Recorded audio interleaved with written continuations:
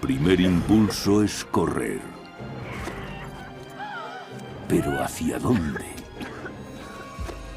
Reza, reza porque no existen mañana. Para todos los que mueren, nunca habrá un mañana. No saben dónde esconderse, cómo salvarse, cómo sobrevivir. Los cuerpos se amontonan.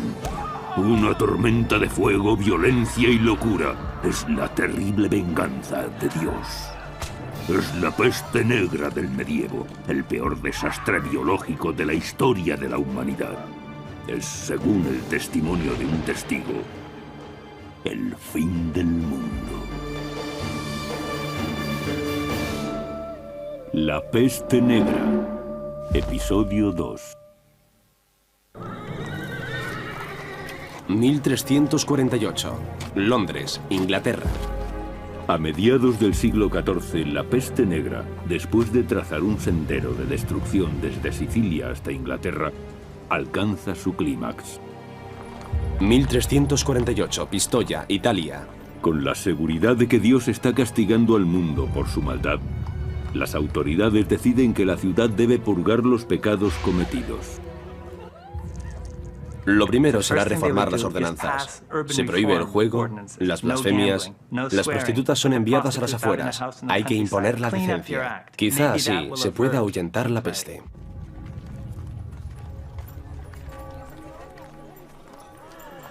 Bene, bene, bene.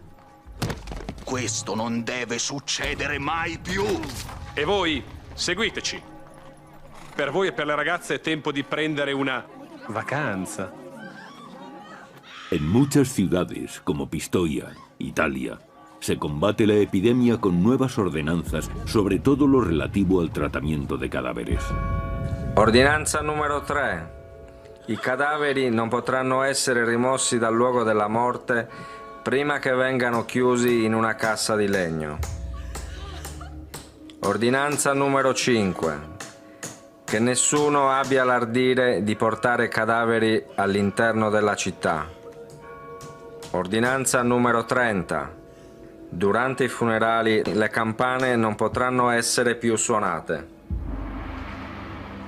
Los repiques de campana que antaño reconfortaban a los allegados del difunto se han convertido en un continuo recordatorio de un mundo que camina hacia el infierno. Fallecía tanta gente que cuando un sacerdote acompañaba a un difunto a la tumba y miraba a su alrededor, se encontraba con 10 féretros más a los que debía asistir. Eran muertes en masa. La mortandad era tal que, en cierta forma, la gente ya estaba tan acostumbrada y endurecida que en los funerales se hacían chistes. Pero en Alemania, el número de muertos aumenta despertando sentimientos negativos en la población, que admira la extrema violencia con que se castigan los flagelantes. En su recorrido por una campiña llena de desesperanza, la tortura que los flagelantes se imponen, unida a la creencia de que la sangre de los mártires es sagrada, resulta impactante. Este ostentoso despliegue es mucho más convincente que los rezos del cura del lugar. Las plegarias no han salvado a nadie. Los flagelantes concentran la rabia y el temor del pueblo en una meta tangible: la iglesia local.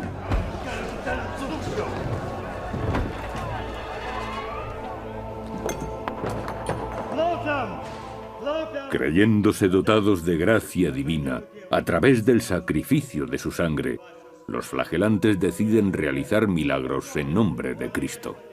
Según algunos flagelantes, los niños fallecidos podían revivir en su seno. Y la leyenda de animales que hablaban era otro milagro famoso, adjudicado a los flagelantes.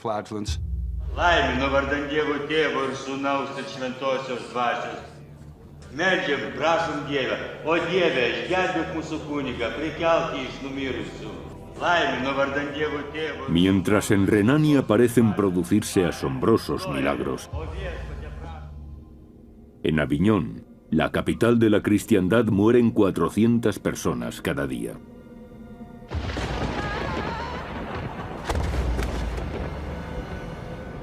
(1348), Aviñón, Francia. El Papa Clemente VI ve en los flagelantes una amenaza a su autoridad, pero los cardenales le aconsejan que no se precipite, temiendo que el fanatismo de los fieles, que siguen en masa a aquellos locos, les aparte definitivamente de la Iglesia oficial. Se da una interesante diferencia entre la actitud popular y la de las autoridades.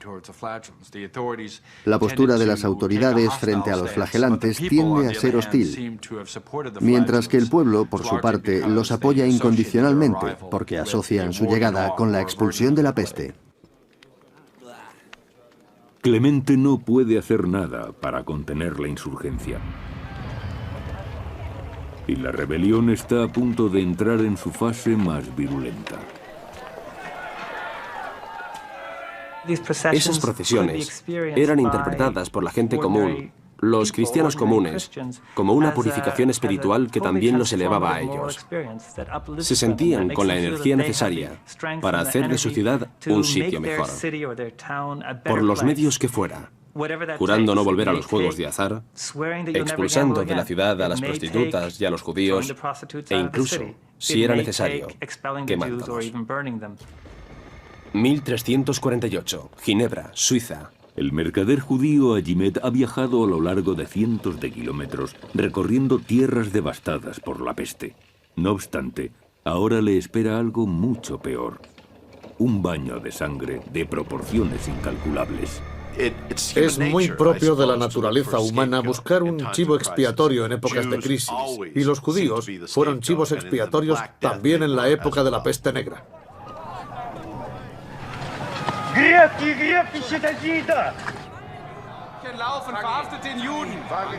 Para los flagelantes resulta fácil trasladar sus críticas a la Iglesia hacia los judíos.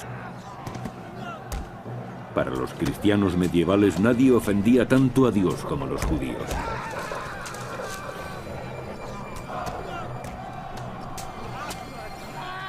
Hay innumerables referencias a libelos que difamaban a los judíos, toda una historia de persecuciones perpetradas por los cristianos durante la Edad Media.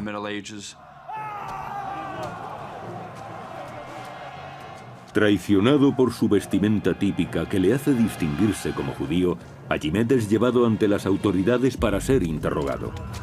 Y no solo él, según el cronista del siglo XIV, Jean de Benet. La infección y la súbita muerte que la infección trajo consigo fueron achacadas a los judíos, a quienes se acusó de haber envenenado los pozos y los ríos y de haber corrompido el aire. Beim Beutel, den dir der Rabbiner gegeben hat.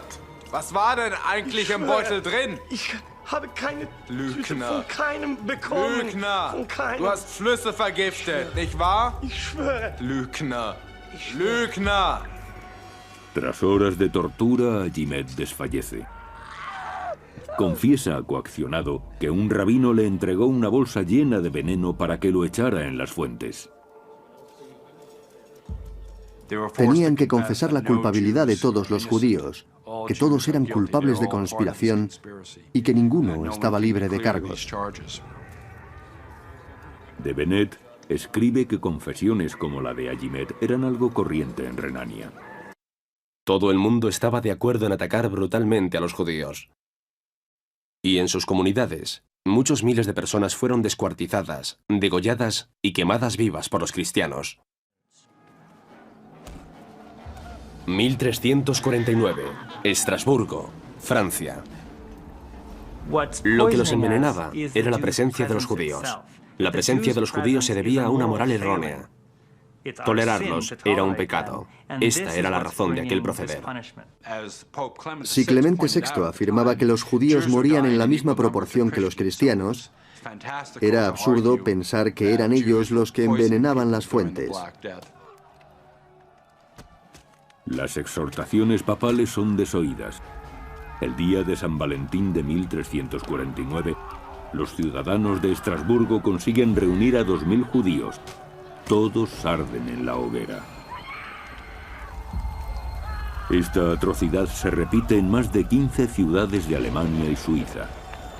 Las gentes de Europa han sido envenenadas, sí, pero no por ninguna conspiración judía, sino por el miedo, el odio y la ignorancia.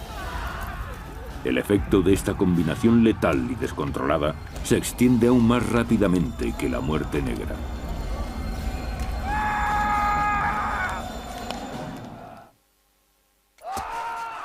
(1349) Estrasburgo, Francia. En el invierno de 1349, los cristianos de Alemania, Francia y Suiza se vuelven contra sus vecinos judíos en horribles masacres destinadas a apaciguar la ira de Dios. Pero la violencia no puede detener el progreso de la peste. En Aviñón casi toda la nobleza ha huido de la ciudad. Hasta el Papa se retira a sus posesiones en el campo. Ha dejado de confiar en el fuego protector. Solo un miembro de la corte se mantiene en su sitio: el renombrado médico Guy de Chiliac. Pero la enfermedad investigada por el médico se acerca peligrosamente a su propio hogar. Chauliac continuó asistiendo a los enfermos de Aviñón hasta que él mismo fue víctima de la peste. Incluso en su lecho de muerte no está seguro de lo que ha contraído, pero quiere ayudar a la gente, quiere intentarlo. La heroica entrega de Chiliac a sus pacientes le ha llevado al umbral de la muerte.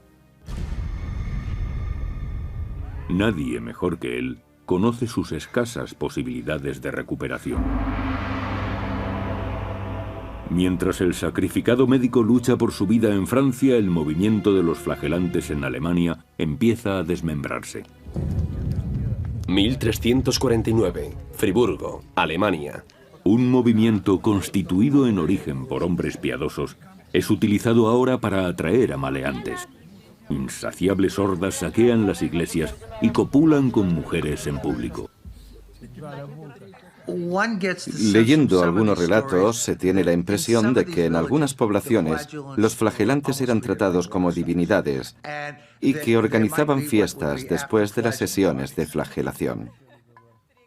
La visión de la sangre, los cuerpos llagados, los músculos, el sudor, sin duda tuvieron su efecto sobre los corazones de muchas campesinas. Y en aquellos momentos de emoción, la tensión se desbordaba.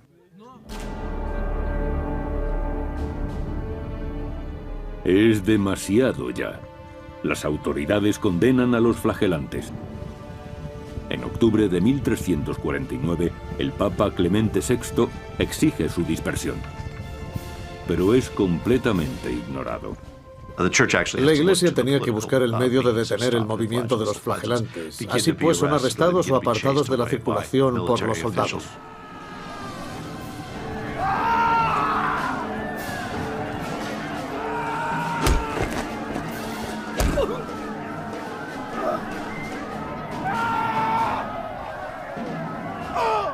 Algunos líderes, ahora llamados jefes del error, son incluso apresados y decapitados. Wir befinden dich für schuldig. Du hast Unglauben verbreitet. Du bist zum Tode verurteilt. Soll Gott deine Seele schützen.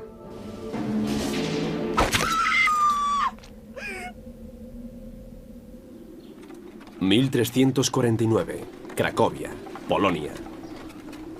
Pero a pesar de la desaparición del movimiento de los flagelantes, gran parte de Europa sigue siendo violentamente hostil a la maltrecha comunidad judía. Los supervivientes se convierten en refugiados que buscan hogar. En la mayor parte de Europa, Francia, gran parte de Inglaterra, muchas ciudades germanas, ya no había judíos a finales del siglo XIV. Habían sido expulsados o asesinados. Pero en algunos lugares, los monarcas les dan incluso protección, invitándolos a quedarse. Uno de esos lugares es Polonia. En 1349 reina en Polonia Casimiro el Grande. La leyenda dice que se enamoró de una judía llamada Esther. La amaba tanto que decidió proteger a los judíos en Polonia e invitarles a establecerse allí. Resulta irónico que empujara a la comunidad judía de Alemania hacia Polonia, y 700 años después se cerró el círculo con la intervención, de nuevo, de los alemanes. En el invierno de 1349 la peste llega al norte, a la península escandinava. Cuando 2 años después alcanza Rusia, en Francia ya ha remitido. Tras aniquilar a casi la mitad de la población europea, la peste se encamina hacia su fin. Las enfermedades infecciosas tienen un ciclo natural que se mantiene hasta ser interrumpido por algún agente, bien por la intervención humana, bien por una alteración en la virulencia del organismo infeccioso. Mientras la peste negra avanzaba y la gente moría, la sociedad se desmoronaba. Es posible, por tanto, que el número de habitantes cayera por debajo de un umbral donde la pandemia no pudiera ya mantenerse activa.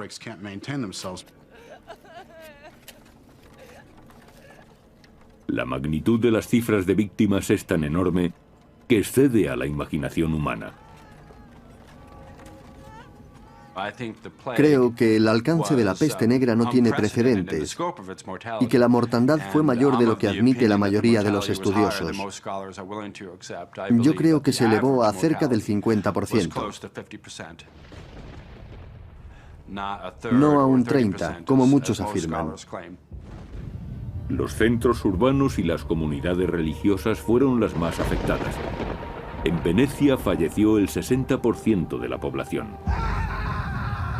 En Aviñón, la mitad de sus habitantes. En el monasterio de Montpellier, donde había estudiado Guy de Chiliac, solo queda una decena de los 140 monjes que había en origen. En Inglaterra se registra una pérdida de 2 millones de almas, la tercera parte de la población total del país. Pero Eduardo III sobrevive, así como otros nobles que se han refugiado en sus apartadas propiedades campestres. La tasa de mortandad entre las clases altas es algo menor, porque estas personas tenían la posibilidad de trasladarse y salir del área urbana, de la ciudad. Podían refugiarse en sus castillos o casas de campo, en un ambiente que era menos favorable a la naturaleza contagiosa de la epidemia. El Papa Clemente VI, que había abandonado Aviñón durante el primer brote, también está vivo y en buenas condiciones físicas. Más asombrosa es la recuperación de su médico Guy de Chiliac. En su diario leemos: hacia el final de la enfermedad tuve mucha fiebre y una hinchazón en la ingle. Estuve enfermo cerca de 6 semanas. Cuando el absceso estuvo maduro, lo traté con higos y cebolla cocida, mezclada con levadura y mantequilla. Y sané, a Dios gracias. C'est un miracle, mon ami. Il faut que nous allons prier. Pero para muchos la supervivencia representa un coste terrible. Han perdido tanto que se preguntan si merece la pena seguir viviendo. Ibn Khaldun, historiador árabe del siglo XIV, lamenta las repercusiones del mal. La pandemia engulló lo que había de bueno en la civilización y lo consumió. El mundo cambió. Imagínense cómo debió afectar a la sociedad la pérdida de 15 millones de personas. Piensen en su impacto sobre la Iglesia, la ciencia, la medicina, el arte, la literatura. ¿Y si hubiéramos perdido a un Leonardo da Vinci? ¿Y si nos hubiéramos quedado sin las obras de Miguel Ángel a causa de la peste negra?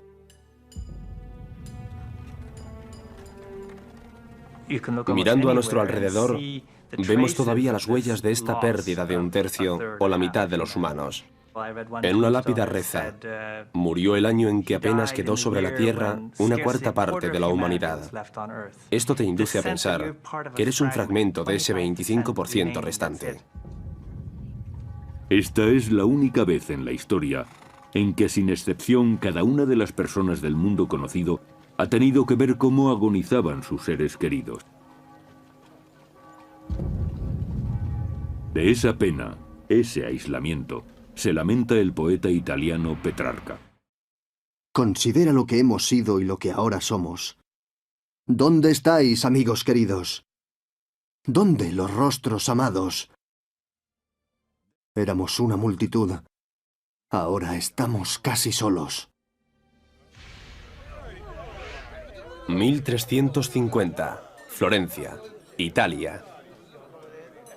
Pero otros no se lamentan, sino que la epidemia les sirve para entregarse a la embriaguez, los saqueos y la violencia. En las vacías casas de los fallecidos se suceden los excesos. Giù le mani da lei! Quella è la mia donna! Maiale! Ti ammazzo, cane! El historiador florentino Matteo Villani se escandaliza. Los hombres se lanzaban a un comportamiento desordenado y lascivo, como nunca antes habían hecho. Se entregaban sin pudor a la lujuria. No obstante, la mayoría de los supervivientes no cae en la desesperación ni se revuelca en el vicio. Se repusieron simplemente y continuaron su vida con normalidad. Nunca perdieron la fe en Dios, ni, aún más sorprendente, su fe en el futuro. La gente del medievo estaba convencida de que Dios lo disponía todo para bien, que Dios tenía un plan, que el Apocalipsis pondría fin a todo lo viejo, y sería una renovación, no simplemente el final, que algo nuevo vendría tras el Apocalipsis. Lo interesante es la rapidez con que esa sociedad pudo recuperar su funcionalidad, normalizándose y retomando sus rutinas.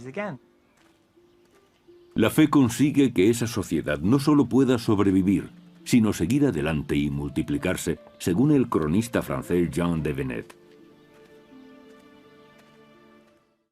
Cuando pasó la epidemia, los hombres y mujeres que conservaron la vida se casaron entre sí. En todos los lugares las mujeres concebían con mayor facilidad que antes. Pero la tregua es insospechadamente breve.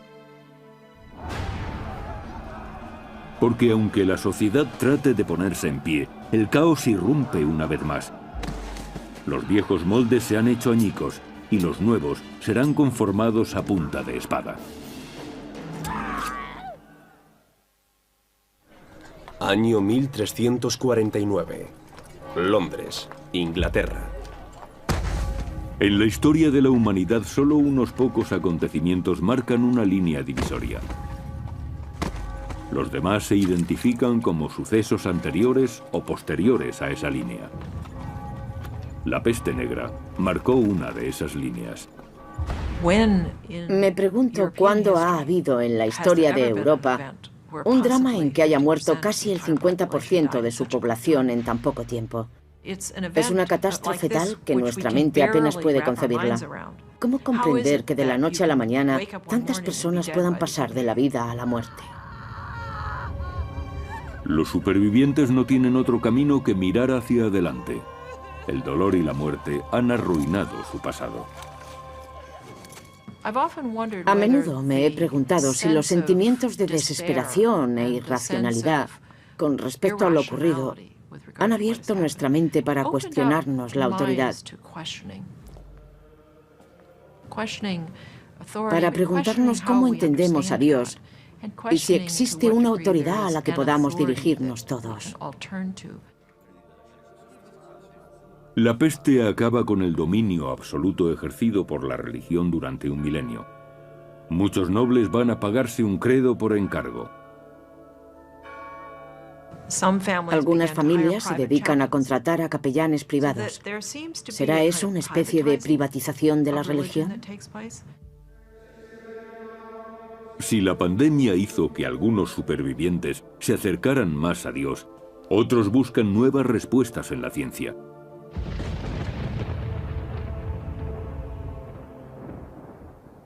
En Aviñón, el superviviente Guy de Chilliac se siente impelido a escribir su obra maestra, La cirugía magna. Este texto, toda una referencia en los 3 siglos siguientes, ya no se basa en los antiguos conocimientos, sino en observaciones de primera mano. La peste negra tuvo un impacto importante en la práctica de la medicina, porque cuando estalló la epidemia, el médico universitario era sobre todo un internista y no practicaba la medicina clínica. Sus conocimientos eran solo teóricos. Pero después de la debacle, la medicina se hizo experimental. En la campiña italiana tiene lugar otra transformación. Antes de la pandemia, las hambrunas eran algo normal. Aun cultivándose cada centímetro de terreno, la cosecha nunca alcanzaba para cubrir la creciente demanda. Ahora, en cambio, aunque gran parte de la tierra se ha vuelto estéril, hay reservas disponibles.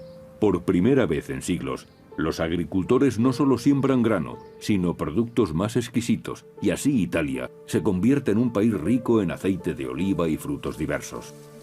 Francesco, vieni giù ad aiutare! Non posso fare tutto da solo. Sí, papá. Los campos italianos denotan una cruel realidad. Un súbito descenso de población tiene sus ventajas. Al morir la gente, aumentaron los beneficios.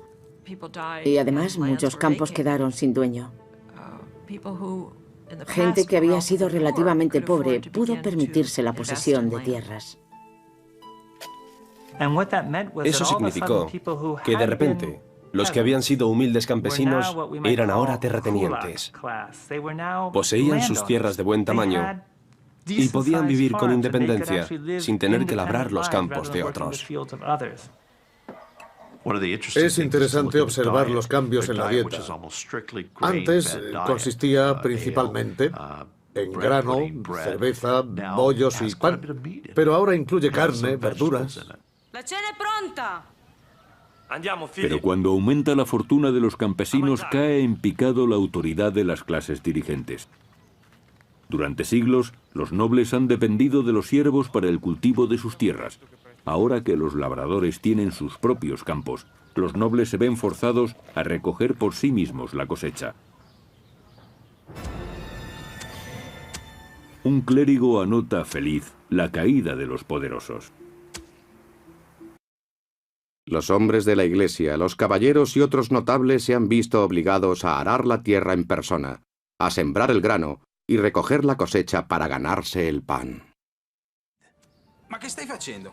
Ma come la stai usando quella zappa? Marito mio, giuro che te la faccio mangiare questa Ma guarda pala. come stai zappando, se la usassi bene, non staremo qua tutto il giorno.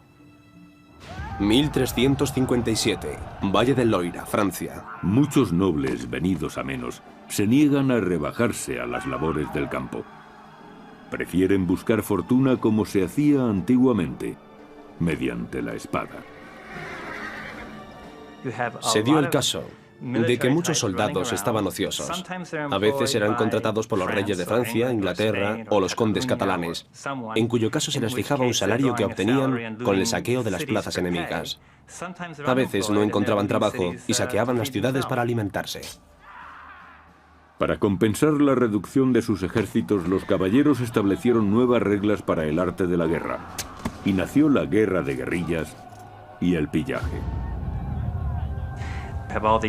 Todos esos hombres desmilitarizados que recorrían los campos estaban ávidos de pillaje. De entonces proceden prácticas como la de arrancar el cuero cabelludo al enemigo, por ejemplo. Eran tácticas para extorsionar a los habitantes de las aldeas y ciudades.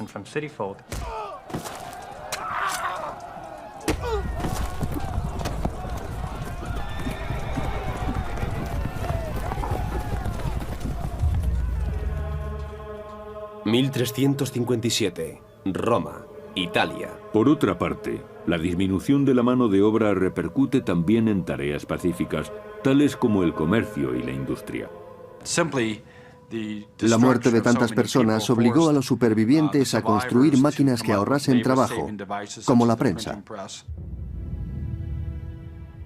Antes, las industrias que se apoyaban en el exceso de mano de obra humana, como la textil, contaban con cantidad de campesinos sin trabajo y sin tierra, porque había demasiada gente para la tierra disponible. Ahora, tienen que recurrir a soluciones tecnológicas como el molino.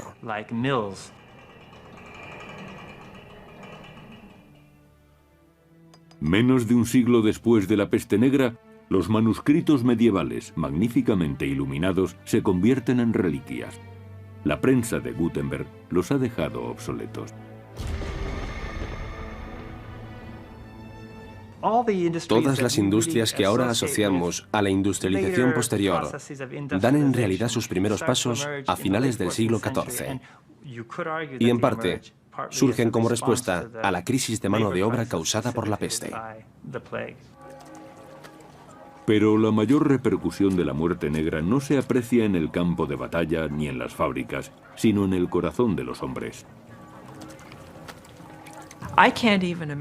¿Qué angustia no sentirían una madre, o un padre, o un hijo, viendo cómo enfermaba su familia? Imaginemos a los jóvenes que asistieron a la muerte de sus padres y que sobrevivieron en aquellos años, teniendo a la muerte presente en todos sus recuerdos, en todo lo que les rodeaba. La muerte se convirtió en un tema recurrente. Es evidente que hubo una transformación psicológica a raíz de la peste y de la súbita y dramática desaparición de tantas personas. La muerte se aferra a su imaginación como una sombra amenazadora. Es una temática habitual en la literatura y artes plásticas medievales reflejada en forma de danza macabra. En pinturas holandesas hay esqueletos bailando, representación alegórica del memento mori, el recuerdo de que vas a morir, de que la muerte está al acecho. Poco más adelante, un cambio social se evidenció en los años posteriores a la peste. La actitud crítica y el individualismo condujeron al florecimiento del saber y la cultura hasta alcanzar un nivel sin precedentes en la historia de Europa. El Renacimiento. El Renacimiento en Italia muestra la extraordinaria capacidad de recuperación de la sociedad, una tenacidad y una energía creativas que resisten al embate de los malos tiempos. Fue como si Europa de repente se apagara y luego se encendiera de nuevo. Y eso lo provocó la peste negra. Muchos científicos de la actualidad se preguntan si la sociedad moderna se recuperaría de un cataclismo similar y aseguran que en regiones remotas sigue habiendo microbios asesinos a la espera de un huésped que los traiga a nuestros modernos centros urbanos. 1347, Baja Mongolia. Entre 1337 y 1350 pereció casi la mitad de la población del mundo conocido. Nada, ni antes ni después, incluyendo terremotos, guerras y armas de destrucción masiva, ha provocado una mortandad tan alta. Los microbios son nuestro mayor enemigo y no hay por qué pensar que en caso de lucha el hombre, a pesar de su intelecto superior, tenga garantizada la victoria. Aunque nos cueste creerlo, el microbio causante de la peste bubónica existe todavía en nuestro mundo actual. En Arabia Saudí, norte y sur de África, zonas de Sudamérica e incluso en Estados Unidos. Desde su aparición en China, el microbio realizó un viaje a California en un barco mercante, provocando una epidemia de peste bubónica en Estados Unidos. De la costa oeste viajó hacia el interior, donde encontró nuevos huéspedes, las comunidades de roedores de los herbales y desiertos americanos. Está en el suroeste de Estados Unidos, Colorado, Nuevo México, Utah, California, parte de Texas, Arizona. Se halla sobre todo en ardillas de varias especies, perros de las praderas y pequeños roedores, y puede infectar a otro tipo de animales, como a los gatos. Los gatos están más predispuestos al contagio, como los humanos, y pueden desarrollar peste neumónica con tos y transmitir la enfermedad a las personas. Si el propietario de la mascota se acerca al gato y este tose, puede contagiarle una peste neumónica primaria que se adquiere por la inhalación de la bacteria.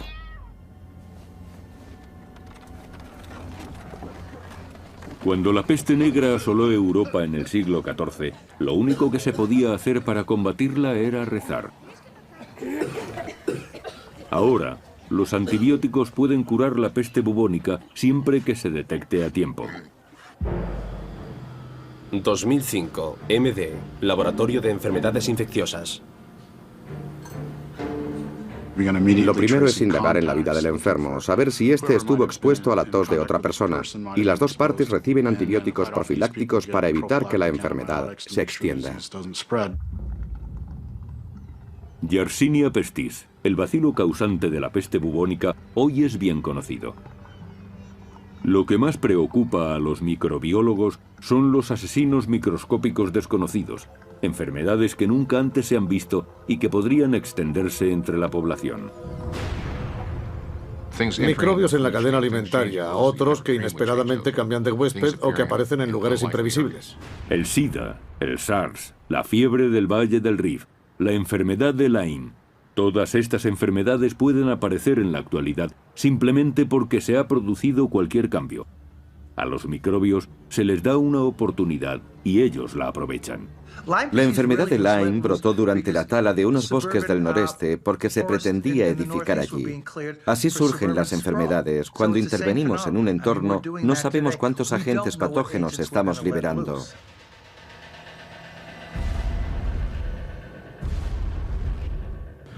¿Y si el virus del ébola se asentara en la costa este de Estados Unidos? Sería muy grave. Para este virus no hay tratamiento y se contagia de los pacientes a sus cuidadores. Familiares, médicos, enfermeros, todos caen bajo sus efectos. A eso precisamente se debe su peligrosidad.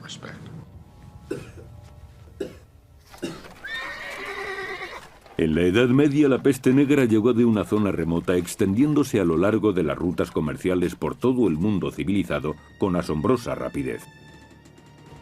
Los microbios, en la actualidad, pueden llegar mucho más lejos y a mayor velocidad.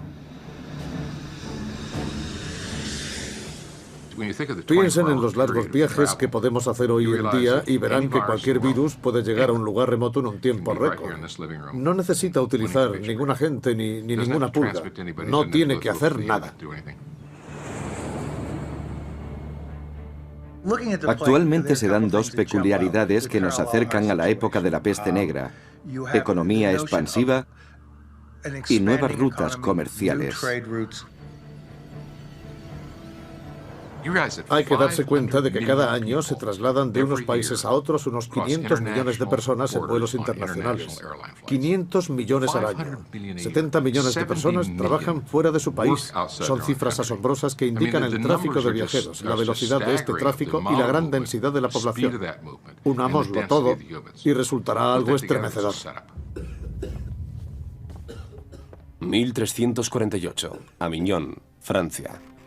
Obstaculizados por la religión y la superstición, los científicos medievales como Guy de Chiliac no estaban en absoluto preparados para la muerte negra. Muchos expertos temen que en el caso de enfrentarse a una epidemia catastrófica, la ciencia moderna se vería sorprendida de la misma forma.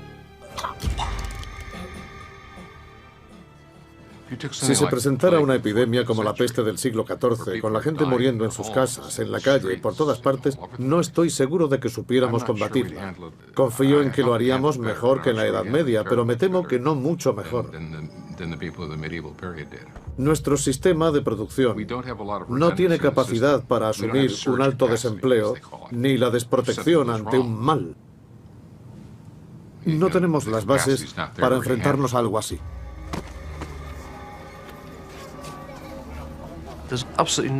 No existe absolutamente ningún sistema sanitario capaz de hacer frente a una epidemia de las proporciones que tuvo la peste negra. Al final, la historia solo puede hablarnos del pasado. del terror y la violencia, el heroísmo y el sacrificio, la restauración y renovación. Estos son los legados de la peste negra. La peste negra puede ser un espejo en el que mirar a una sociedad que se enfrentó a un desastre sin precedentes. Si este espejo lo enfocamos hacia la época actual, lo que vemos es un oscuro horizonte, porque el auténtico enemigo del ser humano sigue estando en alguna parte y puede ser tan mortífero como hace 650 años.